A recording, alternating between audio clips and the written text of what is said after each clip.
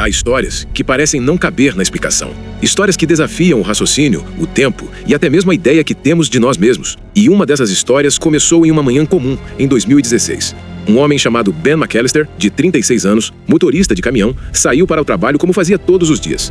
O sol nascia entre as árvores e a estrada o esperava como sempre. Mas naquela manhã, o destino havia preparado um desvio. Não na estrada, mas na própria realidade. Um acidente, um impacto, um silêncio. Por 3 dias, Ben ficou entre a vida e a morte, suspenso entre 2 mundos, aquele que conhecemos e aquele que talvez só exista nos instantes em que o coração hesita em bater. Quando finalmente abriu os olhos, não reconheceu o hospital, nem as pessoas ao seu redor. Os sons eram estranhos, as luzes pareciam mais vivas, mas o mais intrigante ainda estava por vir. Os médicos se aproximaram e Ben começou a falar. Mas as palavras não saíam em inglês, seu idioma natal. Ele falava espanhol, fluentemente, com sotaque perfeito. As enfermeiras se entreolharam. A esposa dele chorava, confusa, tentando entender o que estava acontecendo. "Querido, você está bem?" perguntou ela. E ele respondeu sem perceber. "Onde estou? Onde estou?" A mulher ficou em choque.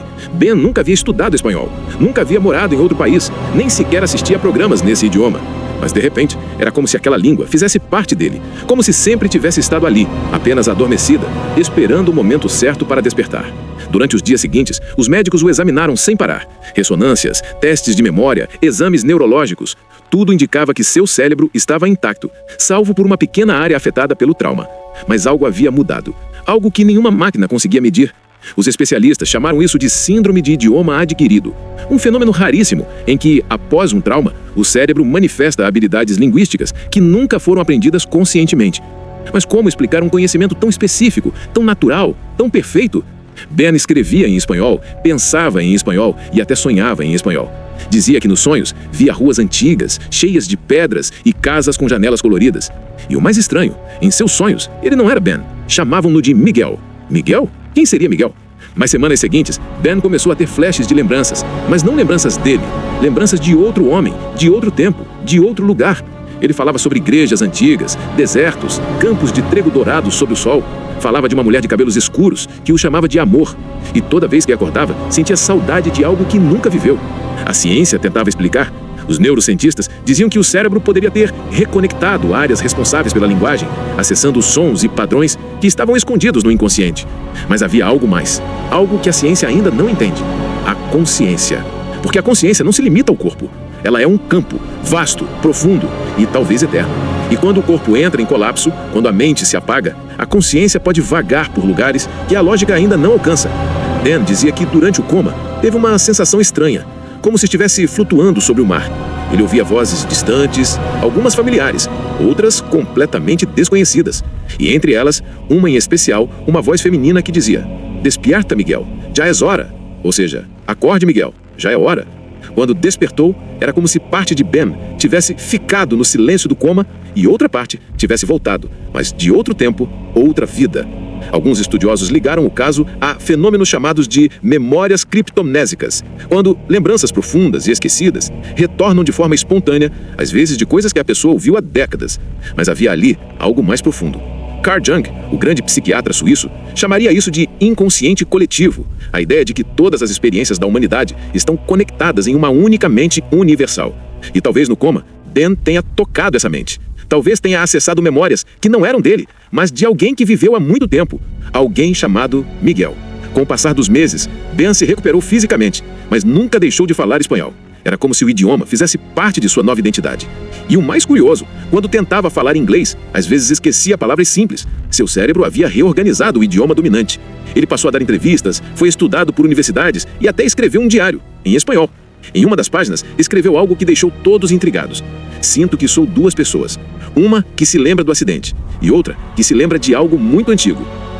Alguns religiosos começaram a dizer que Ben havia recebido uma memória espiritual, que o trauma havia aberto uma fresta entre 2 existências, entre Ben, deste mundo, e Miguel, de outro tempo. Outros disseram que ele havia morrido por um breve instante e, ao voltar, trouxe fragmentos de uma alma anterior. A ciência, claro, não aceita isso facilmente, mas também não nega completamente, porque há mistérios que a própria razão respeita. Durante anos, Ben viveu em silêncio, tentando compreender o que havia acontecido. Ele se mudou para o interior, passou a ensinar espanhol e, curiosamente, dizia sentir-se mais inteiro quando falava o idioma. Era como se, em cada palavra, reencontrasse um pedaço de si mesmo. Certa noite, ao conversar com um jornalista, Ben contou algo que jamais havia revelado. Às vezes, antes de dormir, eu sinto uma presença e ouço uma voz que sussurra no meu ouvido: "Graças por voltar." A frase ficou ecoando na cabeça do repórter. E no silêncio daquela entrevista, ninguém mais soube o que perguntar. Porque talvez o que tenha acontecido com Ben não precise de resposta. Talvez o mistério exista justamente para nos lembrar de que não sabemos quem realmente somos. Somos feitos de memórias, de sonhos, de ecos e sombras que atravessam o tempo. O cérebro é apenas a casa, mas a alma talvez seja o viajante que nunca para de mudar de endereço. E se de alguma forma Ben McAllister e Miguel forem a mesma consciência, vivendo em tempos diferentes, então quem somos nós quando acordamos todos os dias? A mesma pessoa de ontem? Ou alguém ligeiramente novo, carregando as lembranças de infinitas existências? O caso de Ben permanece sem explicação. Mas talvez a explicação não seja o ponto. Talvez o ponto seja o mistério. Porque sem o mistério, a vida seria apenas um eco previsível. E no fundo, o mistério é o que nos faz acordar todos os dias, tentando entender quem somos, de onde viemos e qual voz realmente fala dentro da nossa cabeça. A epistemologia do inexplicável, tecendo o vasto manto do mistério. Se o caso de Ben McAllister é uma rachadura na rocha da realidade, então devemos com reverência e curiosidade examinar as profundezas dessa fenda. O que ele nos ensina não é apenas sobre a memória, mas sobre os limites da nossa capacidade de conhecer, a própria epistemologia da vida. E conhecimento sem experiência. Ben adquiria uma proficiência linguística que, pela lógica da neurociência padrão, exigiria anos de imersão e codificação sináptica. Onde estava essa biblioteca de espanhol antes do acidente?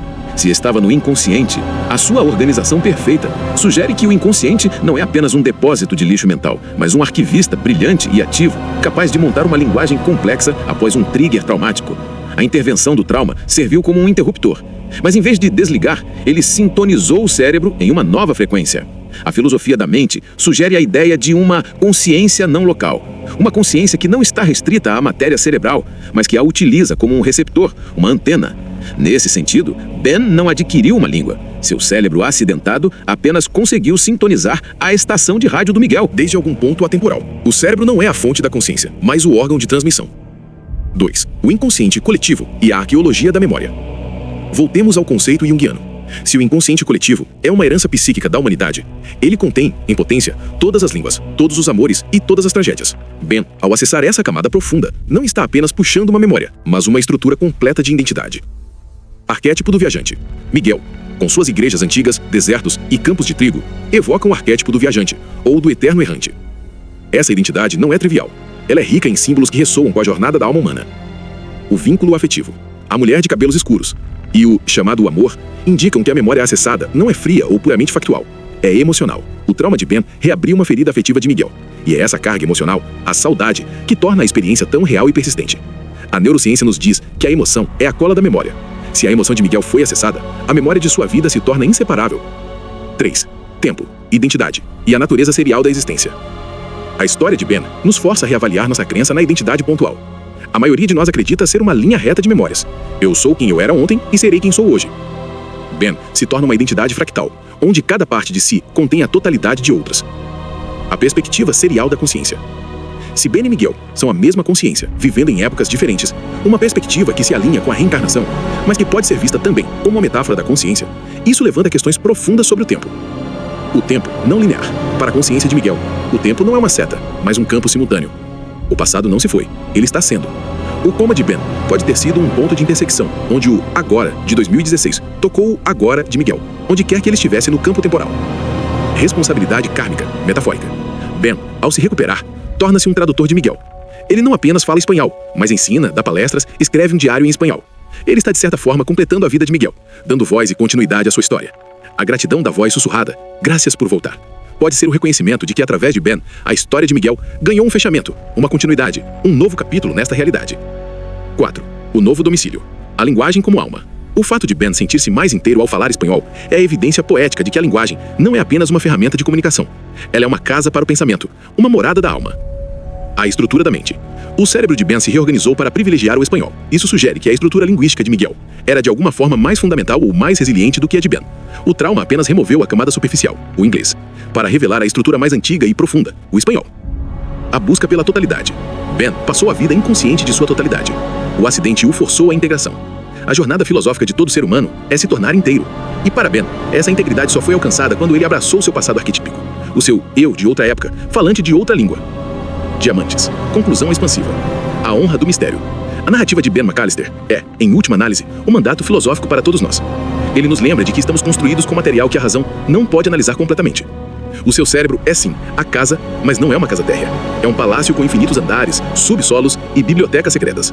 Se a vida fosse apenas um eco previsível, como você poeticamente descreveu, ela não precisaria de nós. Ela se bastaria em sua matemática. Mas a vida nos chama ao mistério, porque o potencial do ser humano reside no que ainda não foi explicado. Ben McAllister é a prova viva de que a morte temporária de uma identidade pode ser o nascimento surpreendente de outra, e de que estamos ligados uns aos outros, não apenas na história, mas na substância eterna do ser. A verdadeira questão que o caso de Ben nos deixa, no mais profundo silêncio da noite, é a seguinte: se o Ben acordou como Miguel, quem é a pessoa que você foi ontem e que o amanhã ainda não encontrou? E qual sussurro antigo, em uma língua desconhecida, espera o momento do seu próprio despertar para te dizer: obrigado por ter voltado para ser?